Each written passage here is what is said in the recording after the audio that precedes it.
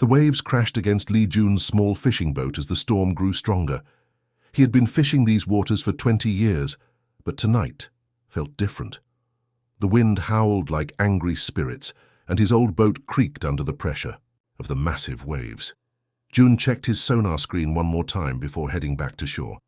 That's when he saw it, a strange glowing dot moving deep below, much deeper than any fish should be. The light pulsed like a heartbeat, getting weaker with each flash. What could be down there? He muttered to himself, adjusting his worn baseball cap. His father had always told him to trust his instincts on the water, and something was telling him this wasn't normal.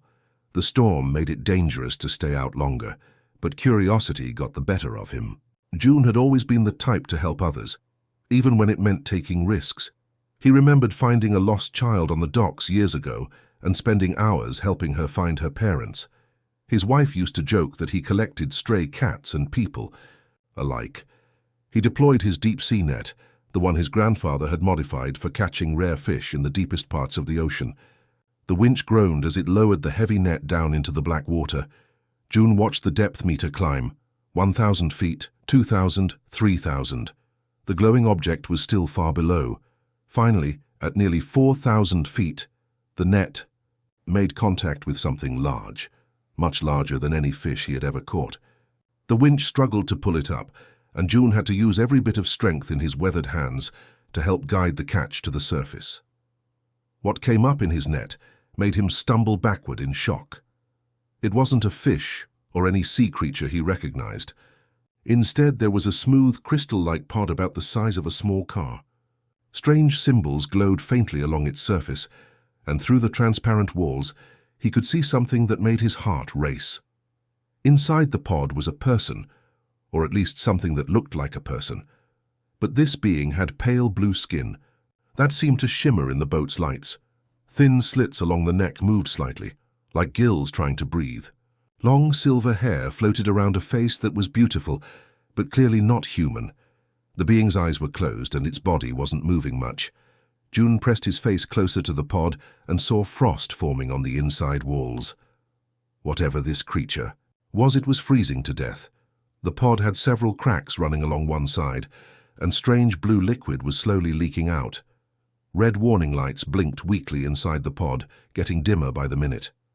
Joan didn't understand the technology, but he recognized the signs of a failing life support system. His hands shook as he searched for some way to open the pod. There were no obvious buttons or handles, but near the largest crack, he found a section that gave way under pressure. With a loud hiss, the pod split open, and the blue liquid spilled across his boat's deck. The creature inside took a gasping breath, its gills fluttering weakly. Its skin felt ice-cold to the touch, colder than anything Jun had ever felt. The being's lips had turned a darker blue, and its whole body was shivering uncontrollably. Jun knew he had to act fast. Whatever this creature was, it was dying right in front of him, and he was the only one who could help. Jun quickly carried the freezing alien into his tiny cabin below deck. The creature's body felt like holding a block of ice, and he could see its breath coming out in weak puffs of white vapor. He had never dealt with anything like this before, but his instincts told him to treat it like someone suffering from severe cold exposure. His cabin was small and cramped, filled with fishing gear and old photographs of his family. Jun grabbed every blanket he owned, thick wool ones his grandmother had knitted, a heavy sleeping bag, even his spare work clothes. He wrapped them all around the shivering alien, layer after layer, but it wasn't enough. The creature's skin was still ice-cold to the touch, and its breathing was getting weaker.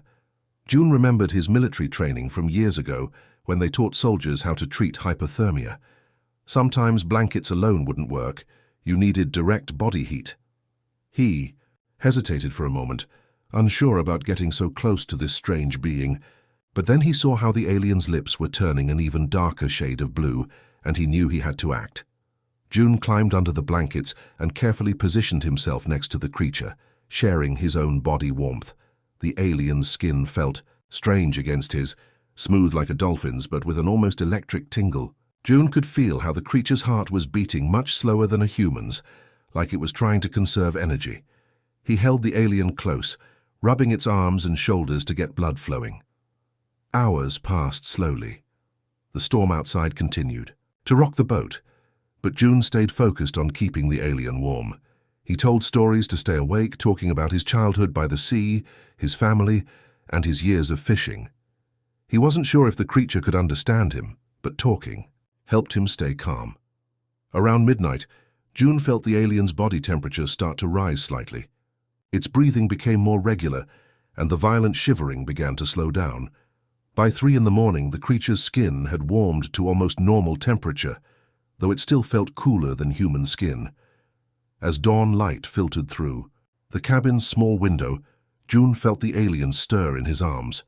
Slowly, 2 eyes opened, and they were unlike anything he had ever seen. They looked like someone had captured pieces of the night sky, filled with tiny points of light that seemed to move and dance. The eyes were larger than human eyes, with a gentle, intelligent look. The alien tried to sit up, moving carefully as if testing whether its body was working properly. It looked at June with what seemed like confusion and gratitude mixed together. Then it spoke, and June nearly jumped in surprise. "You—" The voice was soft and musical, but the words came out slowly and strangely pronounced. "You warm me live." June stared in amazement. This creature could speak Korean, even if not perfectly. He helped it sit up properly, keeping the blankets wrapped around its shoulders. "Are you okay now?" June asked gently, the way he might speak to a scared child. The alien nodded slowly, then touched its own chest and said, "Hana." It pointed at June with a questioning look. "June," he replied, pointing at himself. "Lee June." Hana repeated his name carefully, then smiled, an expression that was somehow both alien and completely understandable. Despite everything strange about this situation, June felt like he had just made a new friend. Over the next few hours, as Hana's strength returned, she began to tell June her incredible story. At first, her Korean was broken and difficult to understand, but she was learning quickly. June made her hot tea and shared his simple breakfast of rice and dried fish while she spoke. "My home. Not like your home," Hana said, pointing downward, toward the ocean floor. "We live deep, deep down, in big caves with air like bubbles underwater." June listened carefully, trying to picture what she was describing. It sounded impossible, but here she was, living proof that impossible things could be real. Hana drew pictures on a piece of paper with June's pencil. Her drawings showed massive underwater caverns filled with air, connected by tunnels. Cities that looked like they were grown rather than built, with curved walls and flowing lines. People who looked like her, with blue-tinted skin and gills, living in what seemed like an advanced civilization. "How long have your people lived down there?" June asked, fascinated. Hana held up her fingers, trying to count, then shook her head. "Many, many before your people walk on land. We are old people." She explained that her people, who called themselves the Deep Ones, had lived in these underwater cities for thousands of years. They had developed technology that worked with the ocean rather than against it, growing their buildings from living coral and using the heat from underwater volcanoes for power. But then, Hana's expression grew sad and worried. She drew another figure, a man who looked similar to her but with harder features and darker markings on his skin. "My brother Taemin," she said, tapping the drawing. "He take my father's place. He say surface people bad. He say if we talk to surface people we all die." June frowned, but that's not true. Most people on the surface are good. We just want to live our lives peacefully. Hana nodded eagerly. "I know. I study surface people long time. I watch your boats, listen to your music from radio waves in water. Surface people make beautiful things, sad things, happy things, just like us." She explained that she had been her father's chosen heir to the throne. Her father believed that their people had hidden long enough and that it was time to learn about the surface world. But when he died, Taemin seized power and declared that any contact with surface dwellers was forbidden. "He say I am danger to our people because I want to meet surface people," Hana continued, her voice growing more upset. "He send me away, but I try to come back. I want to show him surface people, not monsters." That's when the real danger of her situation became clear. Hana had been trying to return home to challenge her brother's rule when her escape pod malfunctioned during the storm. but Taimin's forces were still looking for her. "He send hunters," Hana said, glancing nervously toward the water. "Special soldiers who track in deep water. They have, how you say, nose like shark for finding people." June felt a chill run down his spine. "Are they still looking for you?" Hana nodded grimly. "They find me soon. They have creatures that smell my blood in water from far away. When they find me—" She drew a line across her throat. June realized that by saving Hana, he had gotten himself involved in an underwater royal conflict. But looking at this kind, curious person who had risked everything to bridge two worlds, he knew he couldn't. "Abandon her now. Then we need to figure out how to keep you safe," June said firmly, "and maybe find a way to get you home." Hana knew they couldn't stay on the surface much longer. Her brother's hunters would eventually track her scent through. The water and June's small fishing boat wouldn't stand a chance against their advanced weapons. She needed to get home. But there was one big problem. No human had ever survived the journey to her underwater kingdom. "The pressure down there will crush you like an empty can," Hana explained worriedly, pressing her hands together to show what would happen to June's body. "And the cold even colder than when you found me." But June had an idea. In his boat storage, he had an old diving suit that his grandfather had used for deep-sea fishing. It was ancient and patched in several places, but it might work for a short journey. More importantly, Hana said she could modify it using her people's biotechnology. Hana placed her hands on the diving suit and began to hum in a low, musical tone. To June's amazement, the suit began to change. Strange, organic-looking. Patches grew over the weak spots, and the material itself seemed to become more flexible and stronger at the same time. "This will help," she said, "but you must stay very close to me. I will make a bubble of warm water around us both." The descent began slowly. June had never been so deep in the ocean before, and as they went down, the sunlight faded until everything was completely black. The only light came from Hana herself. Her skin began to glow with a soft blue light like a living lantern. "Don't be afraid," she whispered, holding his hand through the modified suit. "I won't let anything happen to you." As they went deeper, June began to see other lights in the darkness. Fish with glowing stripes swam past them, and strange jellyfish pulsed with rainbow colors. But the most amazing sight was still to come. Nearly 2 miles down, they reached what looked like a glowing mountain on the ocean floor. But as they got closer, June realized it wasn't a mountain at all, it was a city. Massive domes of living coral stretched in all directions, connected by tunnels that glowed with soft, bioluminescent light. Gardens of sea plants swayed between the buildings, and creatures that looked like a mix between dolphins and birds flew through the water between the structures. "My home," Hana said proudly. "Welcome to the deep realm." They entered through what looked like a large bubble attached to the main city. As soon as they passed through the barrier, June found himself breathing air instead of water. The bubble was filled with breathable atmosphere, just like Hana had described. Other members of Hana's people began to gather around them, and June could see the shock on their faces.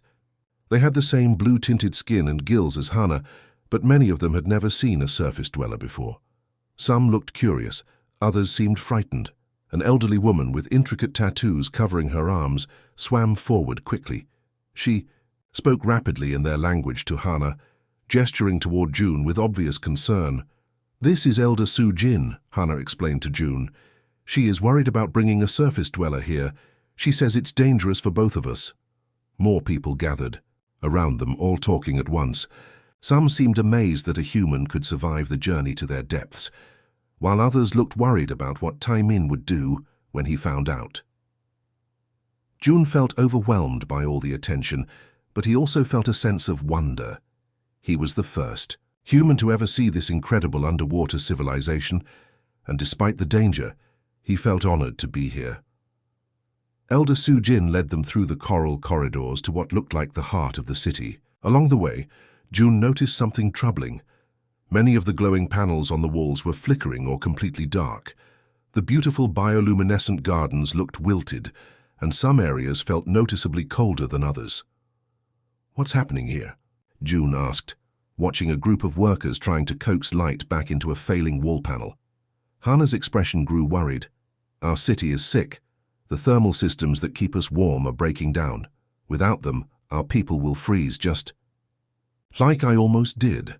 She explained that their entire civilization depended on capturing heat from underwater volcanic vents and distributing it throughout their cities. But the living technology that managed this process was failing, and their best engineers couldn't figure out why. June studied the failing systems with the eye of someone who had spent years fixing boat engines and fishing equipment. While the deep ones had created incredibly advanced biotechnology, they had become so specialized that they could only think in one way. They tried to solve every problem by growing new organisms or modifying existing ones. "Can you show me where the heat comes from?" June asked. They took him to a large chamber where several tube-like structures connected to the volcanic vents below. The tubes were made of living tissue that pulsed like arteries, but many of them had become blocked or diseased. June knelt down and examined the system carefully. His grandfather had taught him that sometimes the simplest solutions were the best ones. While the deep ones were trying to heal the damaged tubes with complex biological treatments, June saw a different approach. "What if we don't try to fix the sick tubes?" he suggested. "What if we bypass them completely?" Using his knowledge of plumbing and engineering, June showed them how to create auxiliary pathways around the blocked areas. Instead of trying to cure the diseased tissue, they could redirect the flow through healthy sections and add simple mechanical valves to control the pressure. The deep ones watched in amazement as June combined their living technology with basic engineering principles. He used pieces of metal from his diving equipment and simple tools to create hybrid systems that were both biological and mechanical. Within hours, heat began flowing properly through the city again. The flickering lights grew brighter, and the cold areas warmed up. The workers who had been struggling for weeks cheered as their city came back to life. But June's help didn't stop there. When scouts reported that Taemin's forces were moving closer to the city, the deep ones began preparing their traditional defenses, trained sea creatures and organic weapons that shot stunning toxins. These weapons work well against other deep ones, Elder Sujin explained, but Taemin's forces now wear special armor that protects them. Again, June's different perspective provided a solution. He had noticed that the deep ones' weapons all worked by direct contact. They needed to touch their targets to be effective, but surface warfare had taught humans to attack from a distance.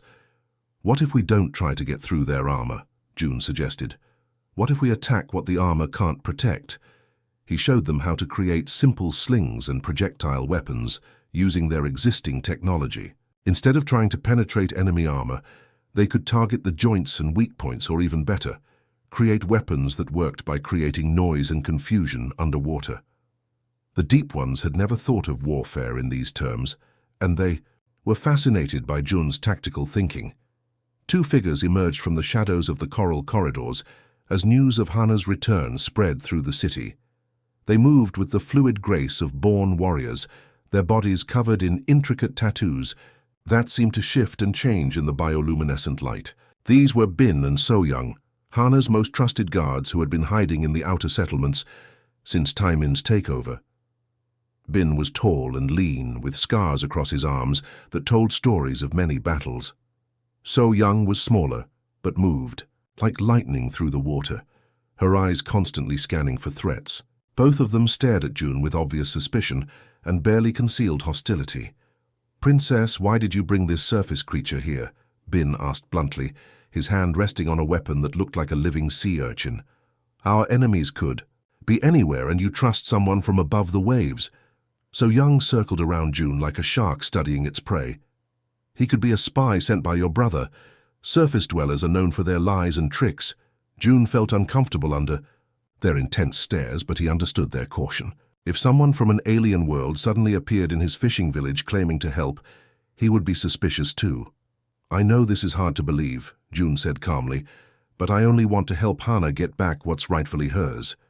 Your brother took the throne by force, and that's wrong no matter what world you're from." Bin snorted dismissively. "What could a surface dweller possibly know about fighting in the deep waters? You can barely survive down here without our help." But before anyone could respond, alarms began sounding throughout the city. The coral walls pulsed with urgent red light, and scouts came swimming in quickly with terrible news. Taemin's forces had found their location and were approaching fast. 12 attack squads riding war beasts, one scout reported breathlessly. They'll be here within the hour. The city's defenders quickly began preparing for battle, but everyone knew they were outnumbered. Taemin controlled the main military forces and had been preparing for this fight for months. "We need to evacuate the civilians," So Young said urgently. "There are too many of them, and our people will be slaughtered." That's when June spoke up with an idea that surprised everyone. "What if we don't fight them head-on? What if we use the city itself as a weapon?" He had been studying the city's layout and noticed something the Deep Ones hadn't considered. The thermal systems he had just helped repair could be modified to create powerful currents and temperature changes throughout the water around the city.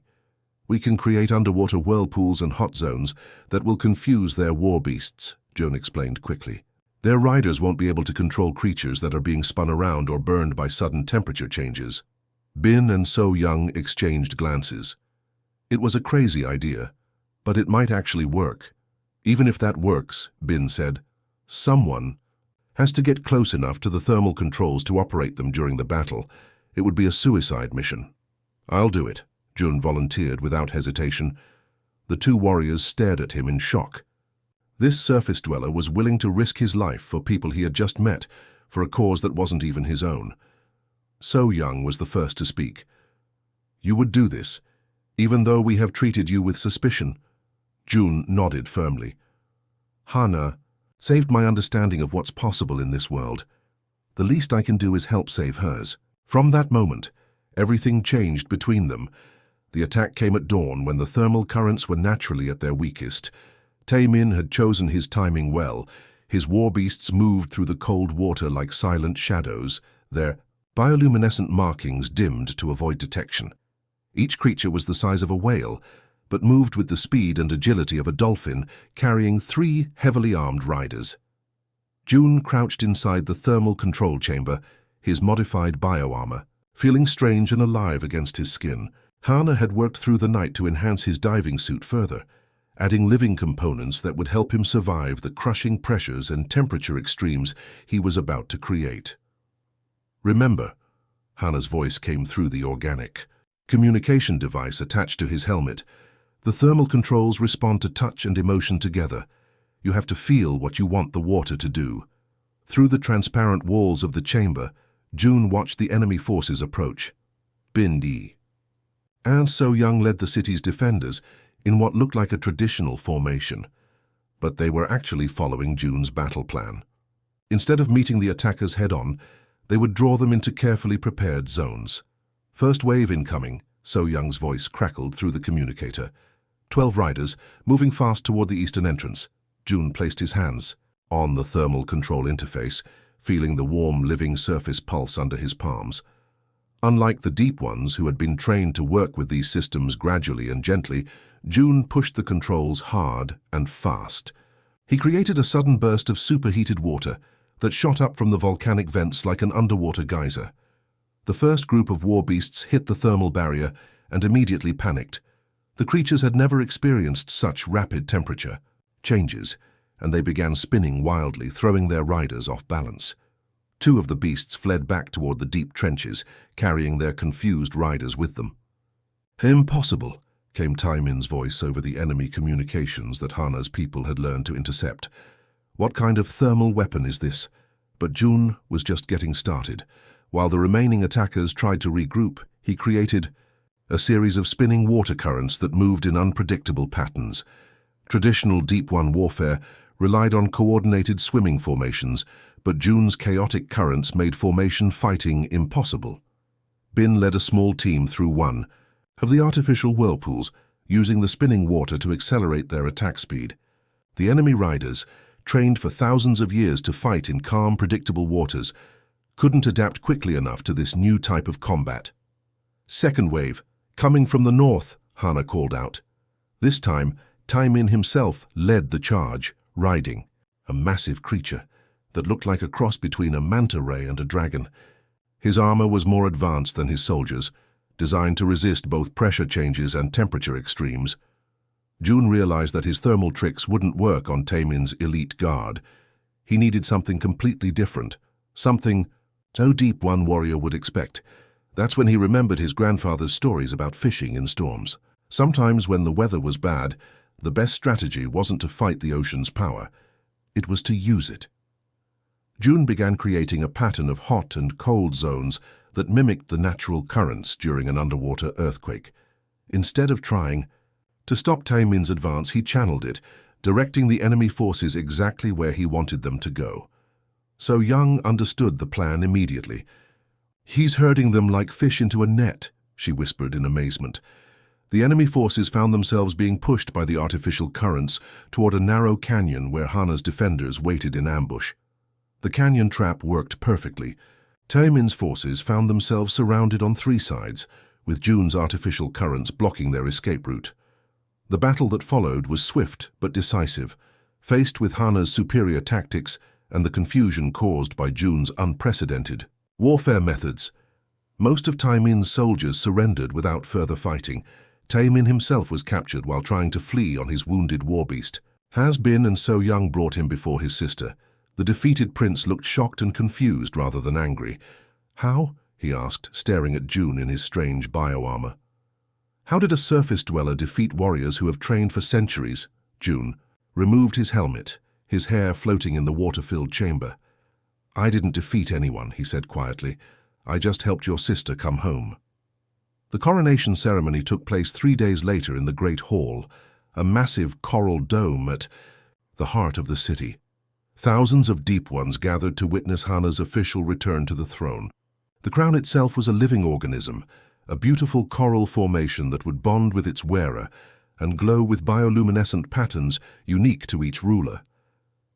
As Elder Soo-jin placed the crown on Hana's head, it began to pulse with soft blue and silver light, creating patterns that seemed to dance across her skin.